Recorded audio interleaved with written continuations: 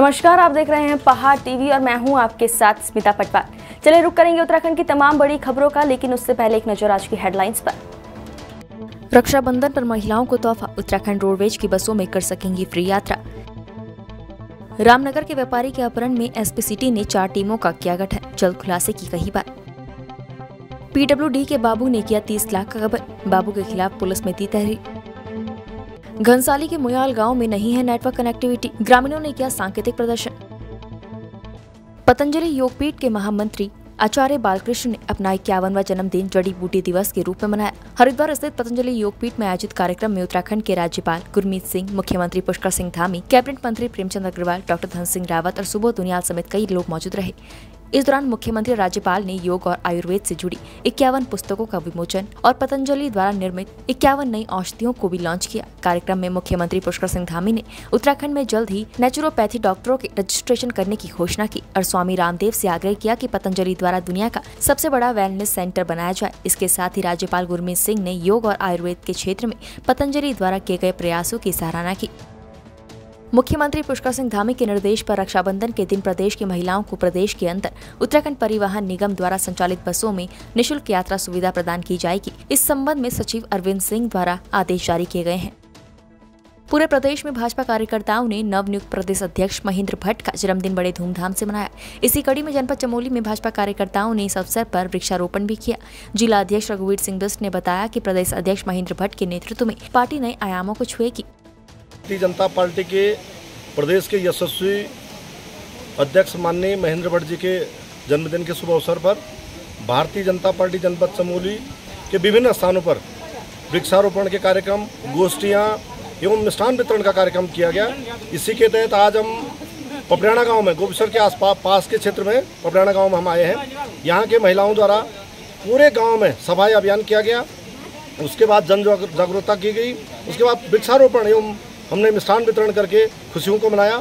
और इस अवसर पर हम माननीय भट्ट जी के उज्जवल भविष्य की कामना करते हैं।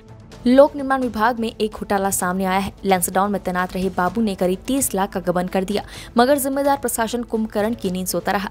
गबन के 4 वर्ष बाद वर्तमान अधिशासी अभियंता द्वारा वरिष्ठ पुलिस अधीक्षक पौड़ी को इसकी तहरीर दी गई है। मामला प्रांतीय खंड लोक निर्माण विभाग लैंसडाउन का है, जहाँ कनिष्ठ सहायक परमेंद्र सिंह द्वारा 30 लाख का गबन कर दिया गया, मगर जिम्मेदार विभाग के अधिकारियों को जरा भी भनक तक नहीं लगी। आपको बता दें कि तत्कालीन अधिशासी अभियंता स्वर्गीय प्रवीण बहुखंडी ने 2018 से अक्टूबर 2020 में कनिष्ठ सहायक परमेंद्र सिंह को ऑनलाइन देयकों की फीडिंग और डिपॉजिट से संबंधी कार्य दिया, जिसमें कनिष्ठ सहायक परमेंद्र सिंह ने विभाग के कुछ ठेकेदारों का 10% धरोहर धनराशि, जो कि लगभग 30 लाख रुपए, अपनी पत्नी और रिश्तेदारों के खाते में ट्रांसफर किए। इस गबन में मुख्य रोल तत्कालीन अधिशासी अभियंता और तत्कालीन अकाउंट का अहम रोल माना जा रहा है। अगर उस वक्त अधिशासी अभियंता और तत्कालीन अकाउंट का ट्रांसफर नहीं होता तो यह गबन अभी तक करोड़ों में हो जाता। वहीं लाखों के गबन का खुलासा तब हुआ जब ठेकेदारों का 10% धरोहर धनराशि का भुगतान नहीं हुआ, तो ठेकेदारों ने इसकी शिकायत तत्कालीन प्रभारी अधिशासी अभियंता विवेक सेमवाल को दी, मगर बापू पर विभाग की ओर से किसी भी तरह का एक्शन नहीं लिया गया। वहीं जब वर्तमान अधिशासी अभियंता प्रेम सिंह बिष्ट को इसकी शिकायत मिली तो एक्शन साहब ने तुरंत इसकी शिकायत वरिष्ठ पुलिस अधीक्षक पौड़ी को दी। इस पर अभी जांच चल रही है। उनका आरोप लगा सर, हुआ है 30,35,000 का गबन हुआ था और 40,000 रुपये उसमें जो जांच बैठी थी तो 40,000 छूट गया था। उसमें मैंने बताया कि 40,000 छूट गए, वो भी हमने उसको भुगतान प्राप्त करा दिया। कितना वन किया, निर्वन करने के बाद ये जो पैसे इधर उधर होते रहे, मेरे को जानकारी थी नहीं तो किसके कहने पे कि आपने पैसे? सर ये तो अधिकारी कहने पे, मेरे कहीं सिग्नेचर तो है नहीं करे कोई अधिकारी। उसके बाद हाँ जी, कौन है अधिकारी ऐसा कि जिसने कहा कि आपके सर उनके सिग्नेचर मिल जाएंगे सर उन पे। परमेंद्र सिंह का ये जो है सन 2018 में मृतक आश्रित के तौर पर लगा था। तत्कालीन अधिशासी अभियंता ने इसको जो है ये जो रिफंड, ठेकेदारों का रिफंड होता है उसके फीडिंग का चार्ज दिया था, तो इसने फीडिंग में है गड़बड़ करी है, तो लगभग 30 लाख का नुकसान मतलब ठेकेदारों को भुगतान नहीं हुआ। उसमें से इसने जो है बीच में ये पैसा देता रहा ठेकेदारों को। कुछ 10 लाख का भुगतान तो इसने कर दिया है, लेकिन 20 लाख इसने अभी तक न जमा किया है, न ये यहाँ ऑफिस में आ रहा है। तो विभाग की ओर से कोई चार्जशीट लगी थी और इस पर ये तय हुआ था कि इसका 50% इसकी तनख्वाह से रिकवरी की जाएगी, लेकिन ये आ नहीं रहा है ऑफिस में, न इसका वो है, इसलिए इसकी जो है हमने पुलिस अधीक्षक को इसके बारे में सूचित कर दिया है। हमने जनसंघर्ष मोर्चा अध्यक्ष और GMVN के पूर्व उपाध्यक्ष रघुनाथ सिंह नेगी ने पत्रकारों से वार्ता करते हुए कहा कि सरकार द्वारा विद्युत खरीद मामले में मोटी कमीशन खोरी के खेल को अंजाम देने के लिए गर्मी का सीजन आने से पहले विद्युत आपूर्ति मामले में कोई होमवर्क नहीं किया गया और न ही करार के तहत विद्युत आपूर्ति करने वाली कंपनियों की कोई समीक्षा की गई और सरकार की सोची समझी दूरदर्शिता और कुप्रबंधन के चलते गरीब प्रदेश को लगभग 1026 करोड़ रुपए की बिजली India energy exchange, power exchange of India और NVVN नई दिल्ली से महंगे दामों पर मार्च 2022 से जून 2022 तक खरीदनी पड़ी, जिसने प्रदेश के खजाने को बर्बाद करके रख दिया है। इस गर्मी के सीजन में ये समझ लीजिए मार्च 2022 से जून 2022 तक सरकार ने लगभग 1026 करोड़ रुपए की बिजली बाहर से खरीदी और ये जो मिलियन यूनिट्स की बात करें तो लगभग 1200 मिलियन यूनिट्स बिजली की जो खरीद हुई है वो बाहर से हुई है, चाहे वो इंडिया एनर्जी एक्सचेंज हो, चाहे पावर एक्सचेंज ऑफ इंडिया हो, चाहे NVVN से, इन तमाम 3 कंपनियों से इन्होंने खरीदी है। हमारा इसमें जनसंघर्ष मोर्चा का कहना यह है कि जो इतना बड़ा खेल हुआ है, 1026 करोड़ रुपए की जो बिजली खरीदी गई है, सरकार का कुप्रबंधन, सरकार की अदूरदर्शिता और इसमें जो खेल किया गया, इसमें जो बहुत भारी खेल होना था, बहुत मोटी जो कमीशन खोरी होनी थी, इसकी वजह से सारा का सारा ये कुचक्र रचा गया और जिसके चलते प्रदेश की जो आर्थिकी है, प्रदेश का जो सरकारी खजाना है, वो सारा का सारा बिजली खरीद में ही खत्म हो गया। हमारा कहना यह है, जनसंघर्ष मोर्चा का इसमें कहना है कि अगर सरकार समय रहती चेत जाती और सरकार को पता भी कि हर साल गर्मी का सीजन आता है, तो इसमें सरकार ने होमवर्क क्यों नहीं किया? क्यों सरकार ने जो तमाम जो बिजली जिनसे हम खरीदते हैं, जिनसे हमने करार किया हुआ है, उन बिजली कंपनियों से हमने समीक्षा क्यों नहीं की? और उस समीक्षा न करने की वजह से और जो हमारा कुप्रबंधन है उसकी वजह से जो इतने महंगे दामों पर 8 रुपए से लेकर के जो 12 रुपए यूनिट तक जो बिजली खरीदी गई है, ये इसमें बहुत बड़ा खेल हुआ है। जनसंघर्ष मोर्चा की इसमें ये मांग है महामहिम राज्यपाल जी से, राजभवन से, कि इस पूरे प्रकरण की CBI जांच कराए। जो बिजली खरीद में जो बहुत बड़ा खेल हुआ है, जो प्रदेश को खोखला कंगाल करने का जो सरकार ने काम किया है, इसकी जांच होनी चाहिए। और उसके साथ साथ इसमें सबसे महत्वपूर्ण बिंदु यह है कि जो ऊर्जा विभाग है स्वयं मुख्यमंत्री जी के पास है, धामी जी के पास है, उसके बावजूद इतना बड़ा खेल ऐसे नहीं हो सकता।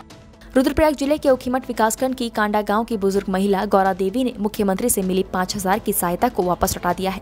आपको बता दें कि बीते 19 मार्च को बुजुर्ग महिला के इकलौते पुत्र संतोष की गोंडार गदेरे में पैर फिसलने से मृत्यु हो गई थी, जो कि उनका एकमात्र सहारा था, जिसके बाद अब बुजुर्ग महिला गौरा देवी के सामने जीवन यापन का संकट भी खड़ा हो गया था। ऐसे में क्षेत्रीय जनप्रतिनिधियों द्वारा उन्हें मुख्यमंत्री कोष से आर्थिक सहायता का वादा किया गया था, लेकिन अब मात्र 5000 का चेक मिलने पर बुजुर्ग महिला हताश और निराश हो गई है, क्योंकि बुजुर्ग महिला खुद भी बीमार चल रही है। ऐसे में उन्होंने मुख्यमंत्री को 5000 रुपए वापस कर दिए हैं। उत्तरकाशी महाविद्यालय में MCC अंतिम वर्ष केमिस्ट्री के छात्रों के परीक्षा परिणाम में भारी त्रुटि के संदर्भ में ओम छात्र संगठन द्वारा प्रचार के माध्यम से कुल सचिव और परीक्षा नियंत्रक को ज्ञापन भेजा गया। श्रीधर सुमन यूनिवर्सिटी द्वारा जारी परीक्षा परिणाम में संपूर्ण कक्षा को फेल कर दिया गया है, जबकि छात्रों का कहना है कि उनके द्वारा प्रश्न पत्र को अच्छा हल किया गया था, लेकिन उत्तर पुस्तिका जाँच करने में भारी त्रुटि की गई है, जिसका खामियाजा पूरी कक्षा के छात्रों को भुगतना पड़ रहा है, जिस कारण छात्रों को अन्य जगह प्रवेश लेने में परेशानी का सामना करना पड़ रहा है। कर्णप्रयाग ऋषिकेश रेल प्रोजेक्ट के तहत कर्णप्रयाग के सिवाई में निर्माणाधीन टनल की बाहरी सुरक्षा दीवार 2 अगस्त को भू धसाव के बाद टनल का निर्माण कार्य को रोक दिया गया। प्रशासन, कंपनी और भूगर्भ द्वारा मौके का स्थल निरीक्षण किया गया। फिलहाल भूगर्भ रिपोर्ट आने तक निर्माण कार्य को रोक दिया गया है। वहीं भू धसाव के चलते सिवाई सहित अन्य गाँव को रेलवे का निर्माणाधीन पुल से होकर कर्णप्रयाग आवागमन करना पड़ रहा है। वहीं टनल का निर्माण कार्य कर रही DBL कंपनी को लेकर स्थानीय लोगों में लगातार आक्रोश है। गुरुवार को स्थानीय विधायक ने मौके पर आकर ग्रामीणों की बात सुनी और हर संभव मदद का भरोसा दिया। लोगों का कहना है कि टनल निर्माण में हो रही ब्लास्टिंग के चलते उनके घरों में दरारें पड़ रही हैं। वहीं कर्णप्रयाग सिवाई मोटर मार्ग भी बंद होने से उन्हें अतिरिक्त दूरी तय करके कालेश्वर से होकर कर्णप्रयाग आना पड़ रहा है, जबकि पूर्व में कंपनी द्वारा निकाले गए 13 लोगों को कंपनी ने अभी तक काम पर नहीं रखा है। नमस्कार, आप देख रहे हैं पहाड़ TV और मैं आपके साथ बख्शा। जैसा कि 2 अगस्त को यहाँ पर कर्णप्रयाग ऋषिकेश रेलवे परियोजना सिवाई बनाई में जो यहाँ का भारी भाग था उसका क्षतिग्रस्त हो चुकी है। ऐसे में यहाँ पर कई प्रकार की समस्याएं आ गई हैं। बात की जाए तो यहाँ पर कर्णप्रयाग उत्तरो मोटर मार्ग है जो वो पूरी तरह से क्षतिग्रस्त हो गया है। जैसा कि हमने बताया था कि हम पूरी तरह से यहाँ पर ग्राउंड जीरो की पड़ताल करेंगे, तो देख सकते हैं किस प्रकार से यहाँ पर जो टनल का भारी हिस्सा था वहाँ पर पूरी तरह से दीवार यहाँ पर खिसक चुकी है, जिससे कि जो उत्तरो कर्णप्रयाग मोटर मार्ग था वो पूरी तरह से क्षतिग्रस्त हो गया है। ऐसे में अब ग्रामीणों को आवागमन में काफ़ी दिक्कतों का सामना करना पड़ा है। वहीं स्थानीय लोग भी यहाँ पर DBL कंपनी को लेकर काफ़ी आक्रोशित है। ग्रामीणों का कहना है कि जिस प्रकार से कंपनी द्वारा यहाँ पर टनल निर्माण के दौरान ब्लास्टिंग की जा रही है तो उनके घरों में काफ़ी दरारें पड़ चुकी है। यूनियन के लोगों ने अल्टीमेटम दिया है, उनकी तमाम समस्याएं, कुछ लोगों को हटा दिया गया है, बोनस का मामला है, TSR का मामला, CSR का मामला है, और जो रोड हमारी पूरी डैमेज हो गई, वॉश आउट हो गई, उसका मामला है। तमाम मजदूरों के हितों की बात है। तो निश्चित रूप से हम लोग आज बैठे थे, काफ़ी मुद्दों पे हमारी बात हुई है। मुझे लगता है आगे भी हमारी दूसरे दौर की वार्ता होगी और दूसरे दौर की वार्ता में निश्चित रूप से बहुत सारी समस्याओं का समाधान होगा। श्रीमान, अभी हमारे जो यूनियन के 13 लोग थे, लोकल स्थानीय लोग, जिनकी ज़मीनें गई हैं, घर गए हैं, खेत गए हैं, वो इनको बेवजह से कंपनी ने निष्कासित कर दिया है, बेबुनियादी आरोप लगाकर। उसी के संदर्भ में हमने माननीय विधायक जी को बुलाया था और हमारी वार्ता हुई है और दोबारा हमें 4 दिन बाद फिर मीटिंग के लिए बुलाया गया है। संभावना है कि सकारात्मक परिणाम आएंगे। कि हम दोनों तरफ से बंद हैं, ना उधर से जा सकते हैं ना इधर से जा सकते हैं। हमारा रास्ता बिल्कुल बंद हो चुका है। हमारे गांव में कितने बीमार लोग हैं, कितने वो हैं, सब मुसीबत से घिरे हुए हैं और जो है सरकार इसके बारे में कुछ देख ही नहीं रही है।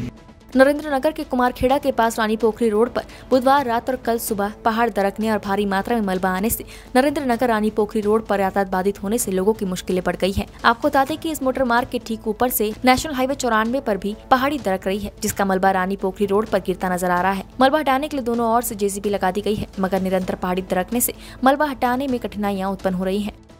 मैं नरेंद्रनगर रानी पोखरी मार्ग पर खड़ा हूँ। कुमारखेड़ा के समीप ये मार्ग की यहाँ पर किलोमीटर 1 पर ये बहुत बड़ी पहाड़ी यहाँ पर आज अभी थोड़ी देर पहले यहाँ पर गिरी है और समुद्री विभाग PWD द्वारा यहाँ पर 2 मशीनें लगाई गई है, उनके द्वारा लगातार यहाँ पर कार्य किया जा रहा है। लेकिन अभी खतरा बना हुआ है क्योंकि पहाड़ी अभी और गिरने का भय है, तो वो लगातार पत्थर गिर रहे हैं।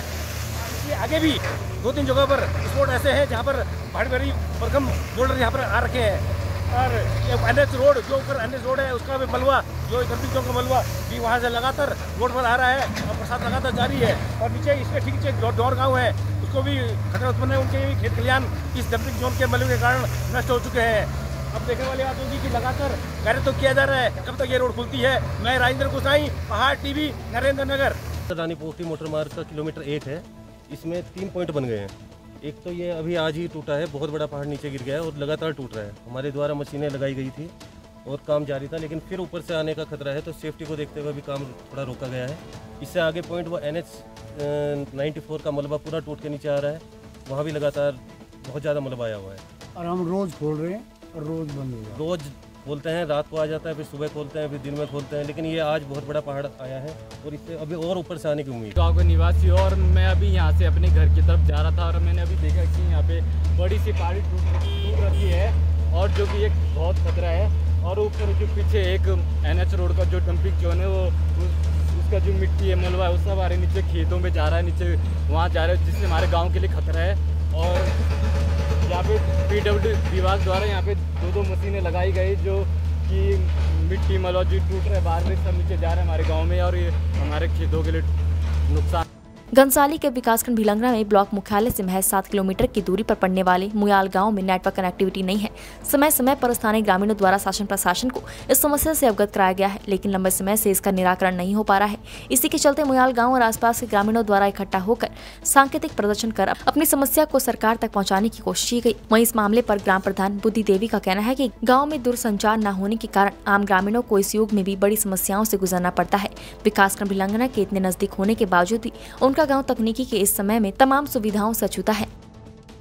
रामनगर के नंदा लाइन निवासी सोहेल नाम के युवक के अपहरण के मामले में रामनगर पहुंचे SP सिटी ने 4 टीमों का गठन किया है और जल्दी मामले के खुलासे की बात कही है। आपको बता दें कि CCTV फुटेज में कार के अंदर जबरदस्ती बैठाने वाले युवक की फुटेज सामने आई है। मंगलवार को रामनगर में कारोबारी सोहेल का कुछ लोगों द्वारा अपहरण कर लिया गया था, जिसमें उसके भाई जुनेद द्वारा कर पुलिस को तहरीर देते हुए बताया गया था कि मंगलवार की रात 9 बजे उसके भाई को कुछ लोग बाइक सहित मारपीट कर एक ऑल्टो कार में बैठा कर ले गए। आपको बता दें कि गायब हुआ युवक सोहेल रामनगर के चोरपानी में स्टेशनरी की दुकान चलाता है।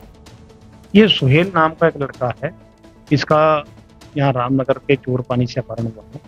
इसमें मेरे द्वारा 4 टीमों का गठन किया गया है। सारी टीमें अपना अपना काम कर रही हैं और इसमें अपहरण में अभियोग पंजीकृत किया गया कोतवाली रामनगर में और उसी के अनुसार आगे की कार्रवाई की जाए। खानपुर के नारसन ब्लॉक में स्थित ग्राम झबीरन स्थित राजकीय प्राथमिक विद्यालय के प्रधानाध्यापक सुबोध कुमार शर्मा ने गांव के ही एक युवक पर प्रताड़ित करने का आरोप लगाया है। प्रधानाध्यापक का आरोप है कि गांव का ही एक युवक आए दिन उनके ऊपर अवैध धन उगाही को लेकर दबाव बनाता जा रहा है। आरोप है कि जब उन्होंने उसको पैसे देने से मना किया तो उसके द्वारा उनके विभाग में ही उनके विरुद्ध शिकायत दर्ज कराई गई, जिसकी जाँच हुई और जाँच में उसकी शिकायत खारिज कर दी गयी। वहीं प्रधानाध्यापक का कहना है कि वो मानसिक रूप से परेशान है और उक्त युवक आपराधिक प्रवृत्ति का व्यक्ति है जो उनको जान माल की हानि पहुँचा सकता है। वहीं ग्राम झबीरन से पूर्व प्रधान रहे सुधीर कुमार का कहना है कि जिस भूमि को लेकर युवक के द्वारा प्रधानाध्यापक पर आरोप लगाया जा रहा है वो खसरा नंबर 124 ग्राम पंचायत की जमीन है, जिसमें प्रधानाध्यापक का कोई भी किरदार नहीं है। बात तो मेरे स्तर से कुछ भी है नहीं। जो हमारी ग्राम खसरा नंबर 124 है, ये ग्राम पंचायत के नाम दर्ज है। इसमें स्कूल भी संचालित हो रहा है, इसमें स्वास्थ्य केंद्र भी संचालित हो रहा है, इसमें वो आंगनवाड़ी भी संचालित हो रहे हैं। कुछ लोगों का कहना है मास्टर को झूठे आरोप लगा रहे कि बरात ठिकाने के लिए मास्टर जी 2,000 रुपये लेते हैं। ना ना ना ना सवाल ही पता नहीं, मास्टर को क्या अधिकार है जमीन बेचने का? वो तो पंचायत की संपत्ति।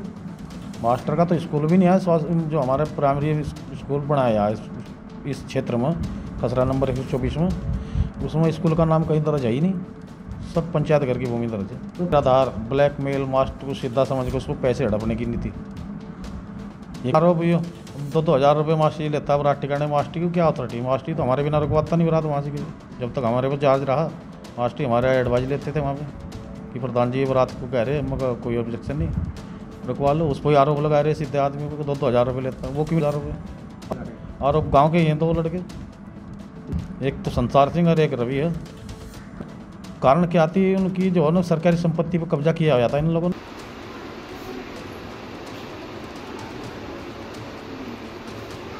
गढ़वाल कमिश्नर सुशील कुमार ने शराब व्यवसायियों की फर्जी हैसियत बनाने वाले तहसीलों के कर्मचारियों और अधिकारियों पर जिलाधिकारी को जांच कर कठोर कार्रवाई के निर्देश दिए हैं। आपको बता दें कि वीडियो कॉन्फ्रेंसिंग में गढ़वाल ने जनपद से राजस्व वसूली पर जिलाधिकारी पौड़ी विजय कुमार जोगदंडे ने बताया कि आबकारी में जो बड़े बकायेदार हैं उनसे वसूली नहीं हो पा रही है, जिस कारण उन ठेकेदारों ने फर्जी हैसियत बनाकर शराब की दुकानों का आवंटन लाइसेंस लिया और जब राजस्व प्रति भूमि जमा नहीं की तो उनकी आरसी काटी गई। लेकिन जब उस संपत्ति की कुर्की के लिए टीम भेजी गई तो वो संपत्ति उस ठेकेदार के नाम पर है ही नहीं। ऐसे में कैसे वसूली की जाए? जिसके बाद कमिश्नर गढ़वाल ने मामले को गंभीर बताते हुए हैसियत बनाने वाले तहसीलों के कर्मचारियों पर कार्रवाई करने के आदेश दिए हैं।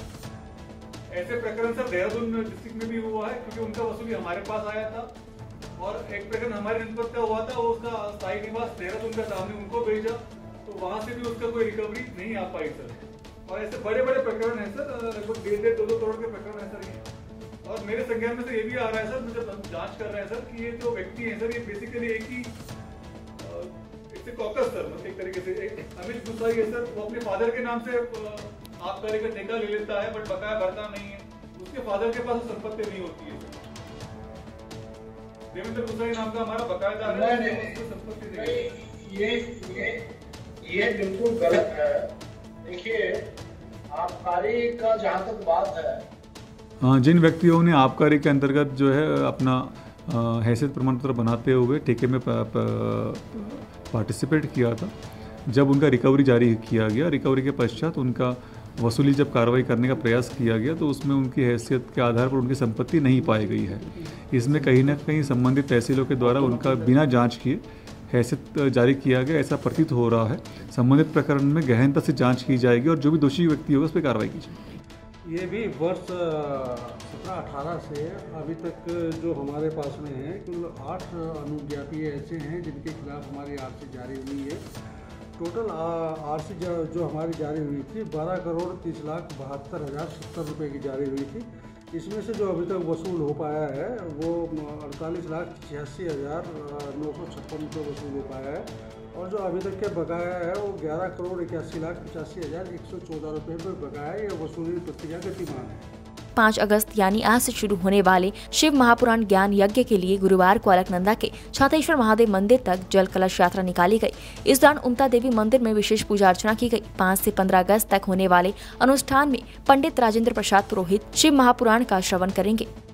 10 अगस्त से और 15 अगस्त तक छातेश्वर में शिव पुराण का आयोजन किया गया और मान्यताओं के अनुसार माँ उमा शंकरी भगवान शिव की अर्धांगिनी रही है और उसी के क्रम में आज संगम से जल लेकर के और शिव जी के लिए चढ़ाने के लिए यहाँ से हम लोग ले जा रहे हैं ताकि कल से सुचारू रूप से शिव पुराण प्रारंभ हो सके।